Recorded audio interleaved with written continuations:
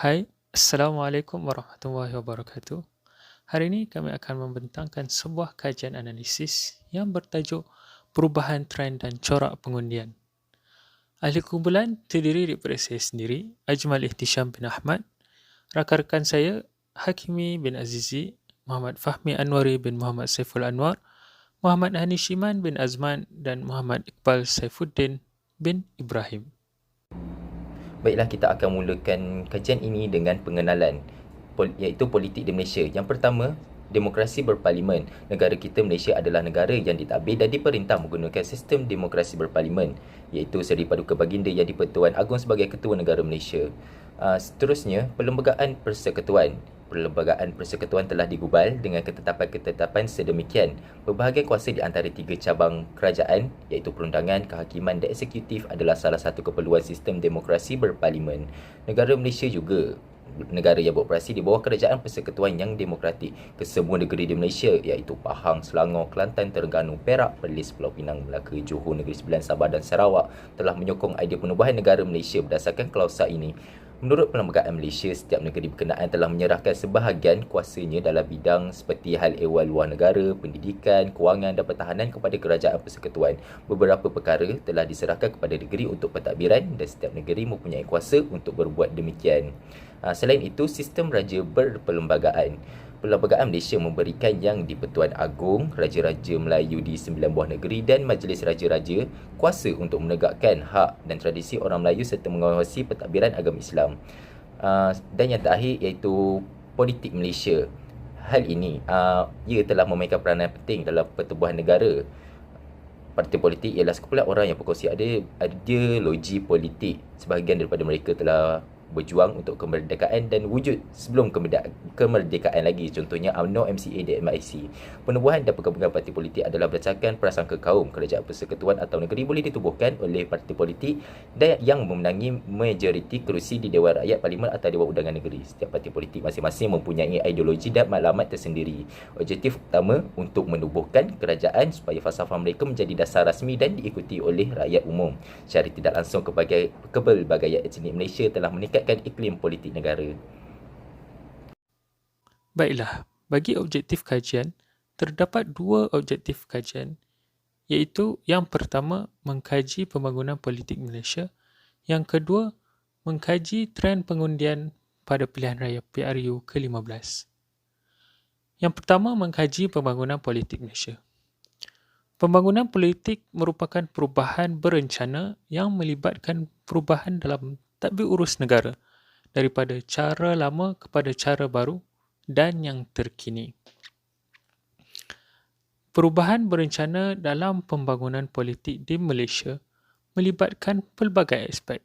Antaranya ialah perubahan struktur, iaitu perubahan struktur politik, iaitu perubahan daripada struktur politik yang bersifat federal kepada trias politik, iaitu pembahagian kuasa pemerintahan kepada tiga badan yang terpisah, iaitu kehakiman, perundangan dan eksekutif. Seterusnya ialah penyertaan rakyat secara aktif, iaitu perubahan daripada pemerintah raja memerintah ikut keturunan kepada rakyat berhak menentukan kepimpinan mereka sendiri. Pembangunan politik dalam konteks demokrasi dianggap sempurna apabila terdapat komponen-komponen seperti berikut, iaitu parti-parti politik, Majlis Perwakilan Rakyat atau Parlimen, perlembagaan negara dan pilihan raya. Matlamat pembangunan politik di Malaysia membina satu negara dan satu bangsa yang aman, makmur dan dikagumi oleh dunia. Objektif kajian yang kedua ialah mengkaji trend mengundi pada pilihan raya umum ke-15, iaitu pilihan raya yang lepas. Trend pengundian pada pilihan raya umum ke-15, PRU 15, menyaksikan perubahan pola undi popular yang menyaksikan graf populariti setiap gabungan parti politik turun naik secara signifikan. Ia dikatakan disumbang kelompok majoriti senyap yang lebih tertumpu untuk membuat perbandingan tanpa pembabitan secara langsung dan jelas, termasuk di platform media sosial.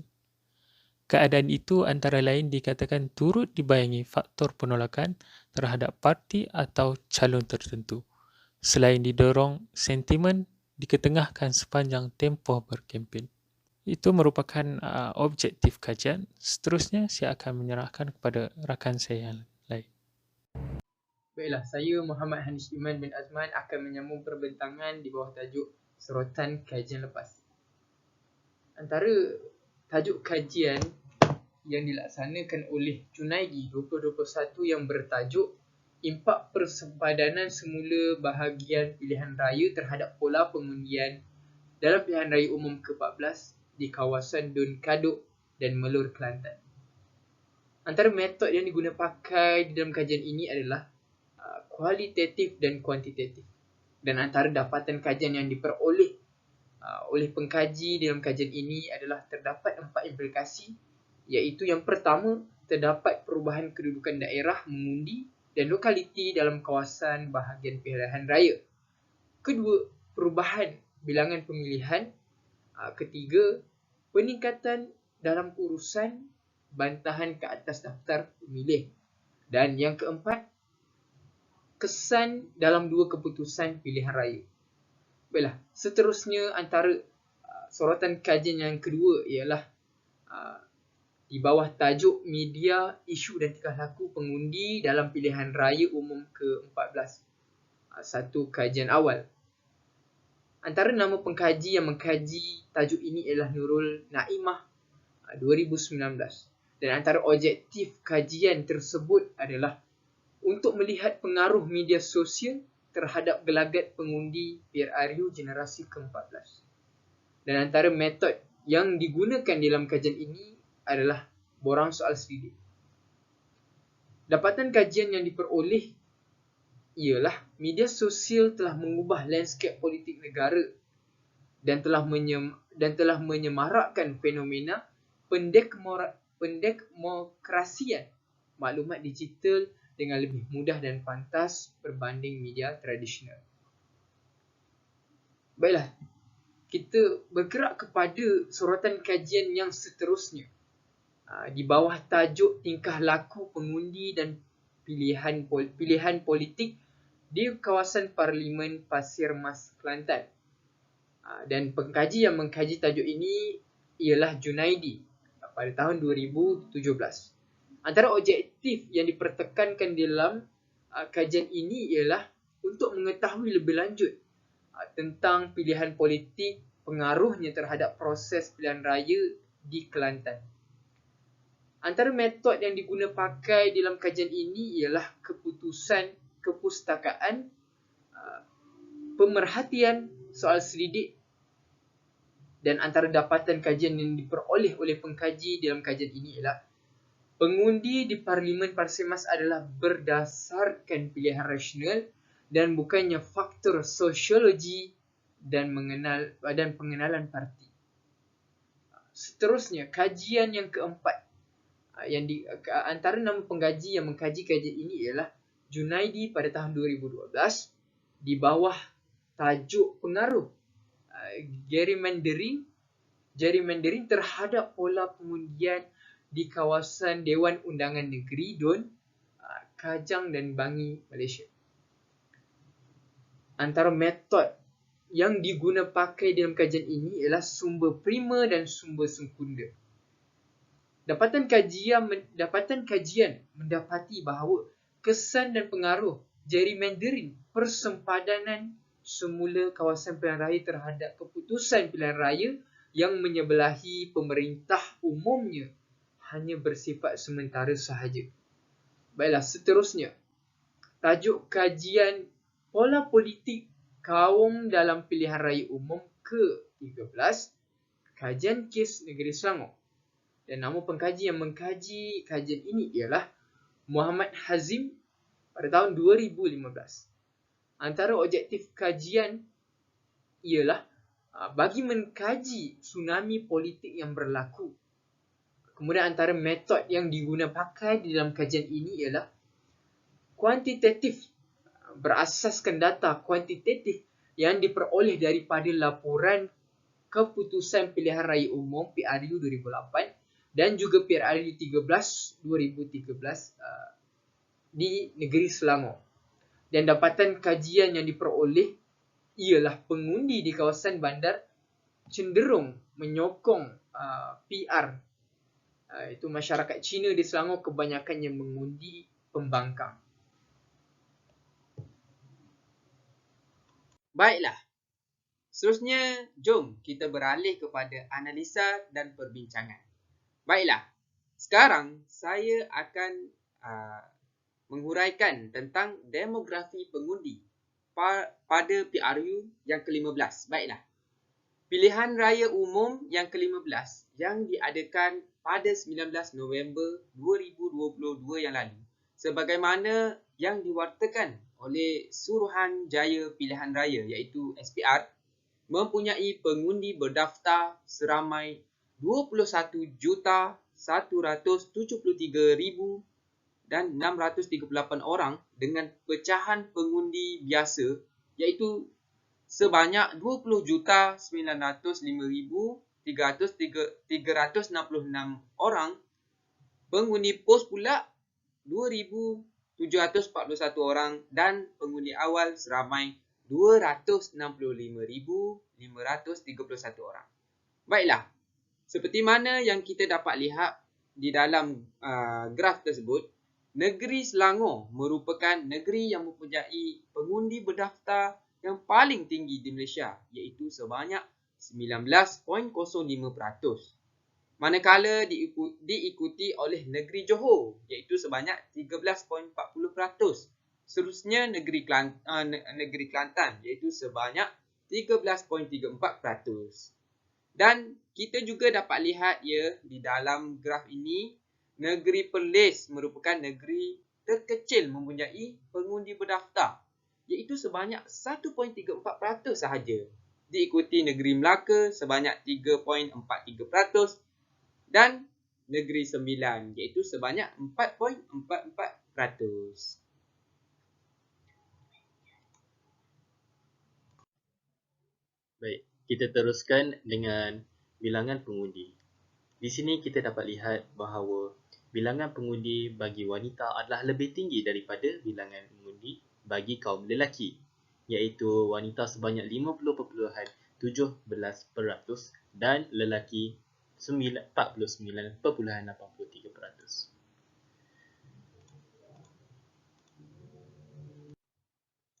Baik, kita teruskan dengan jumlah pengundi.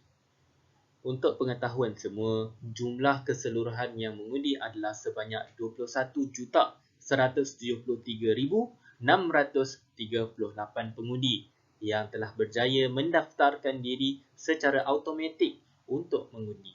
Dan daripada bilangan ini, ia telah menaik dan meningkat berbanding dengan PRU sebelum ini. Kenapa? Hal ini kerana kerajaan telah membuka ruang untuk mengundi dan kelayakan mengundi kepada mereka yang berumur 18 tahun hingga 20 tahun. Daripada graf ini kita dapat lihat bahawa bilangan pengundi wanita lebih tinggi daripada bilangan mengundi lelaki. Jika kita lihat satu persatu, iaitu kita pecahkan skop daripada mereka yang berumur 18 hingga 20 tahun dan 21 hingga 89 tahun serta 90 tahun ke atas. Kita lihat bahawa golongan muda iaitu 18 hingga 20 tahun mempunyai bilangan yang kita kata bilangan lelakinya mengundi lebih tinggi daripada bilangan wanita. Untuk pengetahuan semua, bilangan pengundi bagi golongan ini adalah sebanyak 17,479 pengundi. Manakala bagi bilangan golongan yang berumur dalam 21 hingga 89 tahun adalah seramai 9,796,725 pengundi. Dan bagi mereka yang berumur 90 tahun dan ke atas adalah hanya sebanyak 49,631, iaitu dengan bilangan pengundi yang paling rendah dalam konteks ini.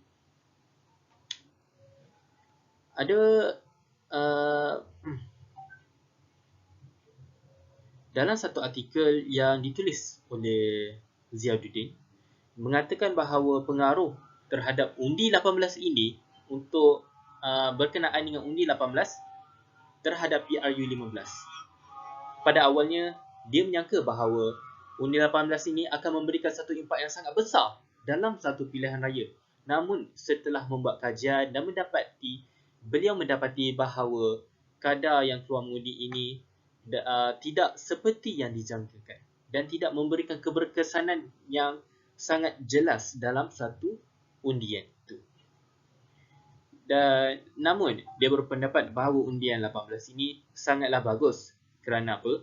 Kerana ia boleh memberikan suatu kesedaran kepada golongan muda terhadap politik negara agar mereka lebih bersifat bertanggungjawab dan prihatin terhadap negara ini. Baiklah, kembali lagi bersama saya. Pada kali ini, saya akan berkongsi dengan anda tentang jumlah pengundi bagi DUN, Dewan Undangan Negeri bagi Negeri Pahang, Perak dan Perlis mengikut kategori pengundi dalam PRU yang ke-15. Baiklah, seperti mana yang kita dapat tengok dekat sini, pada awalnya Negeri Pahang merupakan negeri yang mencatatkan pengundi yang paling ramai, iaitu sebanyak 21,162 pengundi. Manakala negeri Perlis pula adalah negeri yang mencatatkan pengundi yang paling sedikit, iaitu sebanyak 3,666 pengundi sahaja. Dan pengundi biasa pula kali ini jatuh pada negeri Perak, iaitu mencatatkan pengundi yang paling ramai, iaitu sebanyak 2,05,362 pengundi. Manakala negeri Perlis pula mencatatkan bilangan yang paling sedikit, iaitu sebanyak 192,242 pengundi sahaja. Dan pengundi THLN, iaitu tidak hadir luar negara ataupun pengundi pos, iaitu negeri Perak, iaitu sebanyak 219 pengundi, dan yang paling sedikit iaitu negeri Perlis, iaitu sebanyak 19 pengundi sahaja. Sekarang mari kita lihat keputusan Dewan Rakyat pada Pilihan Raya Umum ke-15 yang telah diadakan pada 19 November 2022 yang diwartakan oleh Suruhanjaya Pilihan Raya SPR, iaitu pengundi yang berdaftar seramai 21,173,638 orang, menunjukkan Pakatan Harapan PH telah pun menang sebanyak dengan peratusan 76% dan diikuti oleh Perikatan Nasional sebanyak 52%, seterusnya Barisan Nasional 30% dan PAS 22%.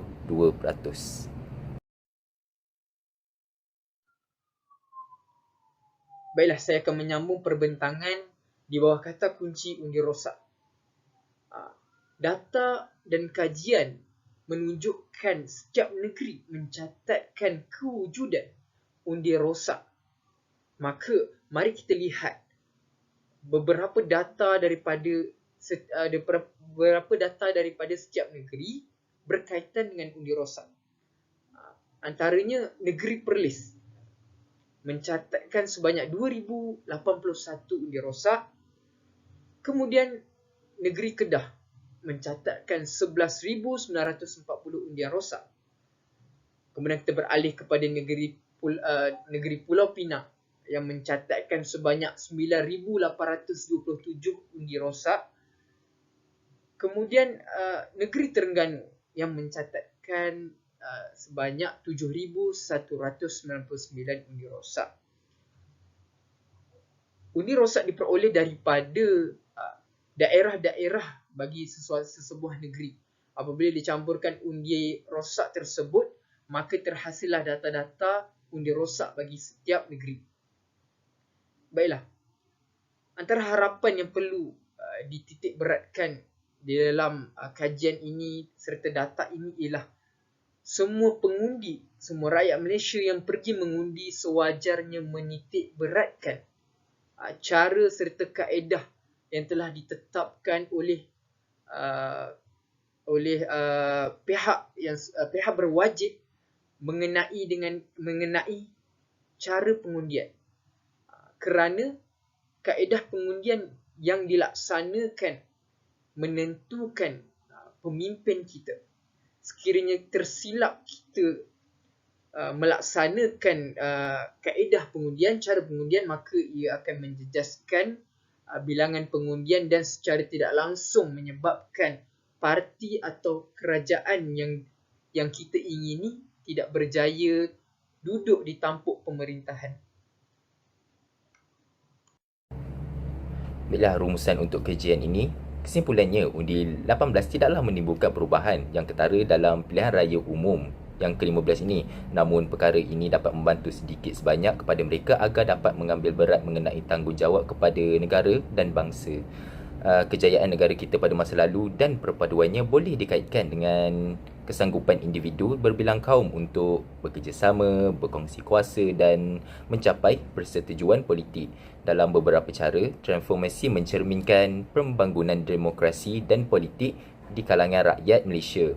Kedua-dua parti kerajaan dan parti pembangkang mencapai persetujuan dengan kumpulan politik yang mewakili kaum berbeza. Satu prinsip keutuhan negara kita dan kewujudan berterusan ialah idea perkongsian kuasa, konsensus dan akomodasi perkauman dan politik. Sekian daripada kami. Terima kasih. Bagi rujukan pula, ini merupakan rujukan yang kami gunakan bagi menyiapkan tugasan ini. Sekian daripada kumpulan kami. Terima kasih.